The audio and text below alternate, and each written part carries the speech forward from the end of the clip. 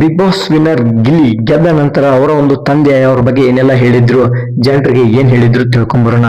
Subscribe ಮಾಡಿ ಅಂದ್ರೆ subscribe ಮಾಡಿ, ಬೆಲ್ ಐಕಾನ್ ಕೂಡ ಆನ್ ಮಾಡ್ಕೊಳ್ಳಿ. ಮೊದಲನೇದಾಗಿ ಗಿಲ್ಲಿ ಅವರ ತಂದೆ ಹೇಳ್ತಾರೆ, ನನ್ ಮಗ ಇಲ್ಲಿವರೆಗೂ ಬಂದು ಇದೊಂದು ದೊಡ್ಡ ಸಾಧನೆ ಮಾಡಿದಾನ ಅಂದ್ರೆ ಅವನು ಆಗ ನಮ್ಮ ಹಳ್ಳಿಯನ್ನ ಬಿಟ್ಟು ಹೋಗಿರೋದೇ ಅವನ ಇಲ್ಲಿವರೆಗೂ ತಂದು ನಿಲ್ಸಿದೆ.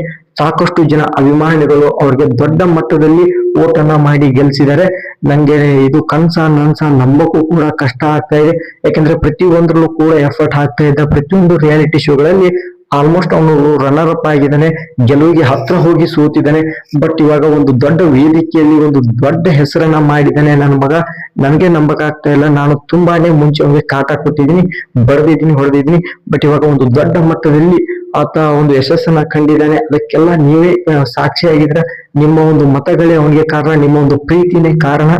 ನಾನು ಯಾವತ್ತೂ ಕೂಡ ಈ ಒಂದು ಬಿಗ್ ಬಾಸ್ ಮತ್ತೆ ಕಲರ್ಸ್ ಕನ್ನಡನ ಮರೆಯೋದಿಲ್ಲ. ಅಭಿಮಾನಿಗಳಿಗೆ ಮತ್ತೊಮ್ಮೆ ಹೃದಯಪೂರ್ವಕ ಧನ್ಯವಾದಗಳನ್ನ ಹೇಳ್ತೀನಿ ಅಂತ ಗಿಲ್ಲಿರವರ ತಂದೆಯರವರು ಬಿಗ್ ಬಾಸ್ ಮನೆಯಿಂದ ಆಚೆ ಬರೋ ಸಂದರ್ಭದಲ್ಲಿ ಗಿಲ್ಲಿ ವಿನ್ ಆದ ನಂತರ ಹೇಳ್ತಾರೆ.